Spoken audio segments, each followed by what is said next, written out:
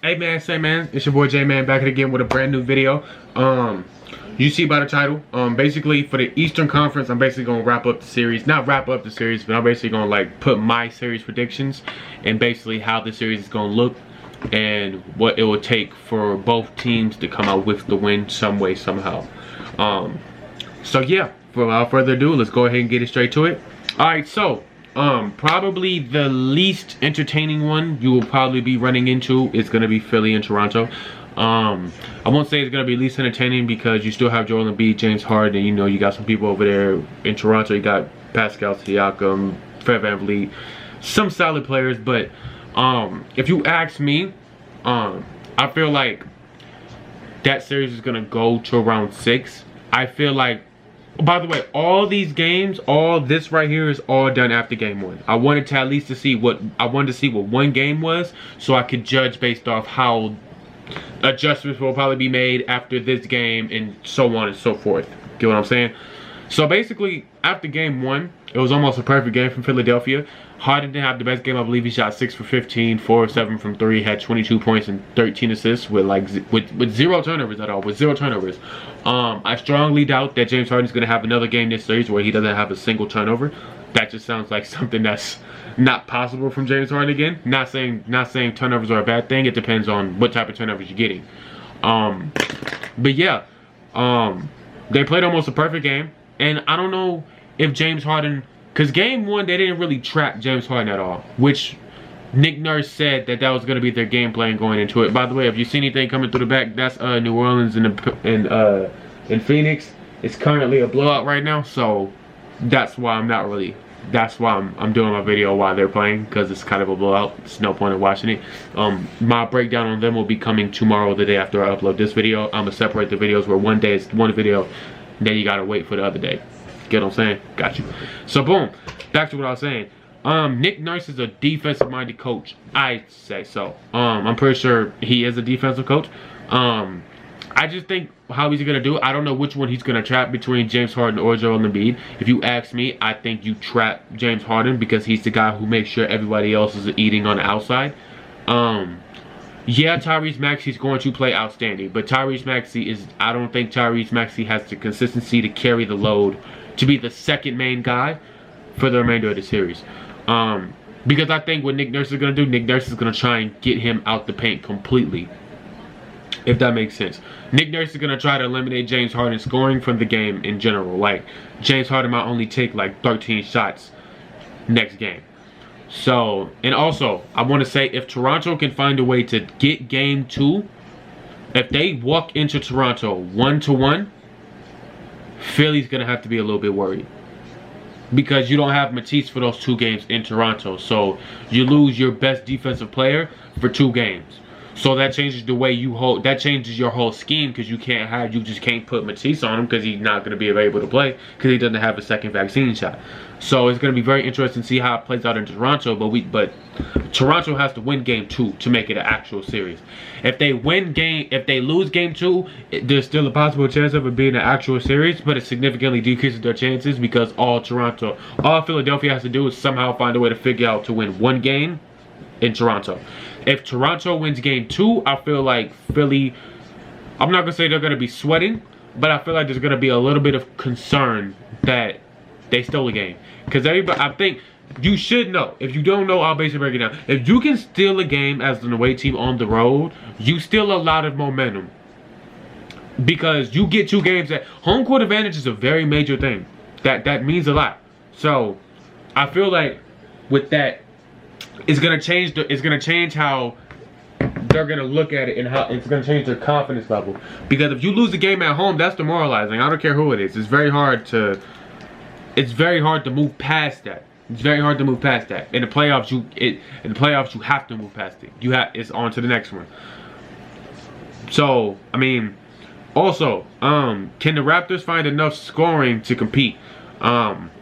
I saw they only scored like, I think they only scored like not 107, and I believe Philly scored like 130 if I'm correct. Currently right now I'm going to search it up on my handy dandy phone to make sure.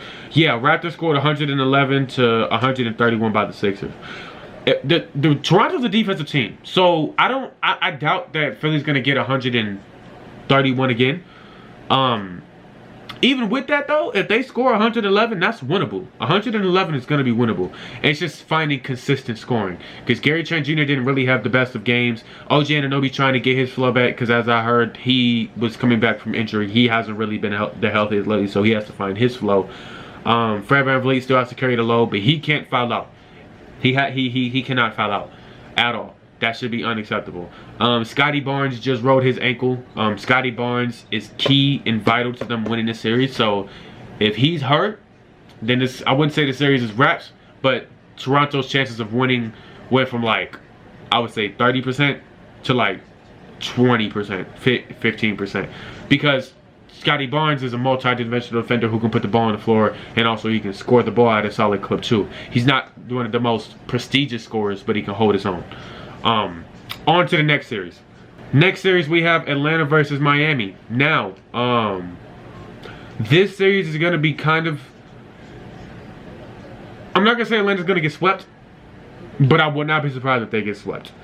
Because everything Atlanta is good at, Miami has to counter for it. What I mean by that is Trae Young, that offense is ran off high screen and roll. Trae Young gets a mismatch. Trae Young takes advantage of the mismatch. Either drives to the paint and gets a kick out to a shooter in the corner, or, you know, Trae Young's penetration causes the defense to collapse and somebody else gets an easy bucket off it. Or Trae Young, if you play off on Trae with the big man decides to play off so he doesn't get drove past. Trae Young just shoots over him. The problem is Trae Young can't do that against Miami because they have Bam. I'm not gonna say Bam is a generational defender, but there's not a lot of people at Bam's size that can defend at Bam's level. Bam can guard the paint and he can guard the perimeter. That's something that Trae Young's gonna struggle against, and also they have multiple defenders that they can put on Trae Young that's gonna give them problems in terms of Trae Young's not gonna just be able to pick apart one defender, because they're gonna throw so many looks at him. They have PJ Tucker. They have Gabe Vincent. They have Cody Martin. They have Bam. They have Jimmy Butler. Like, they have a lot of defenders who can switch. And they have Kyle Lowry. Like, that's 6 people who you can put on Trae Young throughout a game to give him different looks. He cannot determine. He can't. It's going to be very hard to Trae Young to get all their tendencies down in a series where you clearly don't have the talent level as Miami. And now you're the #1 option, and they know you're the #1 option. And their game plan is to stop you, because if they stop you, somebody else is going to have to step up. And I don't think anybody else can step up on Atlanta, because I think you diminished Bojan Bogdanovic's role. So his role got diminished a little bit, because he went from being a starter last year to where he's a 6th man now. Kevin Huerter, I don't know if he has the ability to drop 20 points in consistent outings to kind of help back up Trae Young. John Collins is hurt. He only came back because they made the playoffs. He didn't even play in the play-in. If he was semi-healthy 2 days ago, he would have played in the play-in. You feel what I'm saying? So he's not really in the best possible condition to play. Clint Capella's going to be out. In a dream scenario, he would have to come back in like a game 6 or a game 5. That's in like a week to 2 weeks. That's a week to 2 weeks he could possibly come back, because he has a hyperextended knee. And that's even if you want him to return, because he might mess his knee up more trying to get back. And to be honest, I mean, like I said, bro, it's just bad matchups for Atlanta. Like,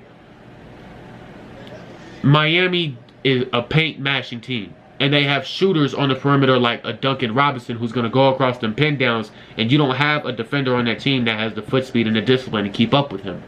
Lou Williams is out. If they had Lou Williams, this might be a smidge of a different series, because you have somebody who can help in a one-on-one situation. You have a scorer, but he's out. Yeah, it's just a bad matchup for Atlanta. I feel like if Cleveland would have somehow found a way to win that matchup, it would have been a better win that game, that playing game. It would have been a better matchup it would have been a better series. I just feel like with how Atlanta plays based off they hunt for mismatches and they play isolated basketball. I mean, Trae Young averaged 28 points and 9 assists and led the league in points and assists the whole year in total. So obviously that team is ran through Trae Young, and he's the vocal point of the offense. And Miami wants that. Miami wants you to play around one person. They want your offense to be based around one person, because they can lock in on that one person and force someone else to beat them. And like I said, I don't think Atlanta has that type of personnel to really try and beat them. On to the next matchup. We have Milwaukee versus Chicago. This series has potential. I think Chicago will lose in 5 games. I think they'll only win 1. I think they'll win their first game at home. I think it'll be 2-0. They'll win that game, and then they'll lose the 4th game, and then they'll lose at Milwaukee at the 5th game. If they had Lonzo, it's a totally different series. But since they don't have Lonzo, and this team has had a bunch of up and downs throughout this year, I just feel like it's going to be hard for them to win. I mean, I watched the game tonight. I mean, DeRozan shot 6 of 25. Vucevic shot 9 of 27. And I think Levine shot 6 of 19. I just don't see how you win with Vucevic taking the most shots. I just don't see it. Vucevic can't take 27 shots. He cannot be he cannot be the guy that you look to be the scoring option. But he has to impose his will. He has to get at least 17 shots to impose his will in the paint. I think this series he needs to just not shoot as many threes. I think he needs to be more of a threat in the paint, so it frees up the perimeter for Levine and DeRozan so they can work. Because if you have Vucevic took 17 shots that weren't threes, and he shot 2 for 10 from 3. So that means he shot 7 of 17 anywhere else that was not the 3-point line. That's not good for a 7-footer. And I know Milwaukee has 3 great bigs. I'm gonna count Giannis as a big. You got Giannis, Brook Lopez, and Bobby Portis that you can all put on him to give him different looks. But you need Vucevic to play better You need him to play better to free it up, to free the offense up for Levine and DeRozan. You have to. Like I said, he can't be the first option, but he has to play he has to give you at least 22 points a game. He has to give you at least 22 on 17 shots. He has to get at least 20 points. Because if he gets 20 points, then that means he's imposing his will in the paint, and he's causing some havoc in the paint, which means DeRozan could get one-on-one opportunities. Levine could get one-on-one opportunities, because you don't want to just double them, because the ball movement is going to flow around and it's going to eventually get Vucevic, and Vucevic can either get in the paint. A guy like Kobe White or Alex Caruso can get open shots and open opportunities to create for other people as well. Like I said, I mean, it was a very ugly game. I mean, I believe Chicago shot like 34% from the field and 19% from 3. I doubt they're going to shoot that for the whole playoff series. If they shoot that for the whole playoff series, that is probably one of the worst shooting teams I'll ever see. But I strongly doubt it. Like I said, you're not going to run into a game where DeRozan shoots 6 of 25, Vucevic shoots 9 of 27, and Levine shoots 6 of 19 again. You probably won't run into that again. But you have to find a way to get these guys easier looks. Because I watched this game, Vucevic was taking a lot of difficult shots, and DeRozan was just having a real, he was having a nightmare offensively. He just couldn't get anything going. So, and then also it's whose bench can play better between Milwaukee and Chicago. Whose bench can provide a more impact. Bobby Portis came off the bench and I think had like 12 points and 10 rebounds. It's not the craziest impact, but you had a double-double guy out coming off the bench. That means a lot. Kobe White had like 12 points off the bench. He was vital to the drive late in the 3rd quarter to kind of help build that lead that they had before they lost that lead. And then also on Milwaukee's side, Middleton's gonna have to play better to win this series. Middleton's known to pick it up in the later part of the series, but it depends on how bad he's playing in the beginning part. Like today, he had 11 points. That's unacceptable. You can't have 11 points.